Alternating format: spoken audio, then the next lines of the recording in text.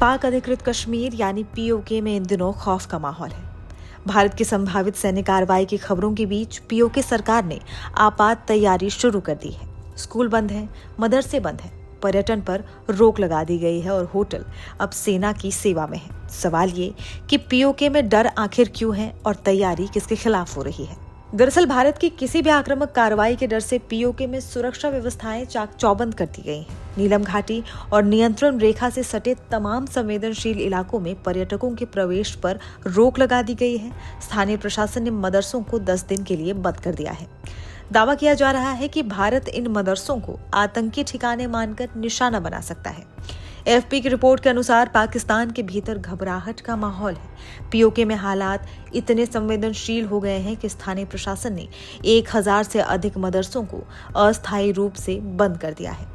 पाकिस्तान के धार्मिक मामलों के अधिकारी हाफिज नजीर अहमद के मुताबिक कश्मीर क्षेत्र में संचालित सभी मदरसों को 10 दिनों की छुट्टी पर भेजा गया है। सूत्रों के अनुसार ये फैसला एलओसी पर सैन्य कार्रवाई की आशंका को देखते हुए लिया गया है। इतना ही नहीं, मुजफ्फराबाद में आपातकालीन सेवा दलों ने संभावित भारतीय कार्रवाई को ध्यान में रखते हुए बच्चों को आपदा प्रबंधन की ट्रेनिंग देना भी शुरू कर दिया है। यानी पाकिस्तान अब इस बात को लेकर आश्वस्त है कि भारत की जवाबी कार्रवाई महज शब्दों तक सीमित नहीं रहने वाली। पीओके के प्रधानमंत्री अनवर उल हक ने साफ कहा है कि हालात बिगड़े तो आपातकाल लागू किया जा सकता है।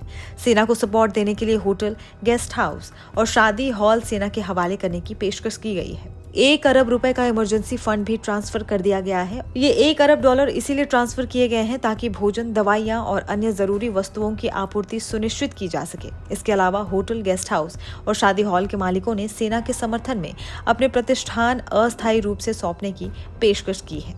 कराची और लाहौर के हवाई क्षेत्र में रोजाना 8 घंटे की उड़ानों पर पाबंदी लगा दी गई है। गिलगित बल्टिस्तान में पहले से ही हवाई सेवाएं ठप हैं। इस्लामाबाद से कई उड़ानें रद्द या डाइवर्ट की जा रही हैं। बड़ा सवाल ये है कि क्या पीओके में डर भारत की सैन्य तैयारी का है या वहां की अंदरूनी कमजोरी का? प्रधानमंत्री नरेंद्र मोदी ने 30 अप्रैल को राष्ट्रीय सुरक्षा पर कैबिनेट कमेटी की एक अहम बैठक की अध्यक्षता की।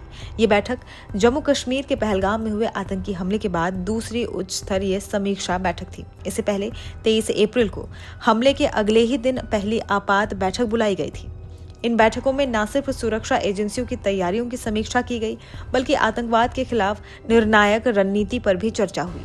सूत्रों के अनुसार सेनाओं को हर प्रकार की जवाबी कार्रवाई के लिए फ्री हैंड दे दिया गया है। बहरहाल भारत की तरफ से आधिकारिक रूप से किसी सैन्य कार्रवाई की घोषणा नहीं हुई है, लेकिन तैयारियों और राजनीतिक संकेतों से ये स्पष्ट है कि सरकार अब किसी भी विकल्प को नजरअंदाज नहीं कर रही। पीओके सरकार के तेवर, इंतजाम और बयान इस तरफ इशारा कर रहे हैं कि तनाव सिर्फ सीमा पर नहीं, मन में भी है और इस बार युद्ध की नहीं, सच्चाई की जरूरत है।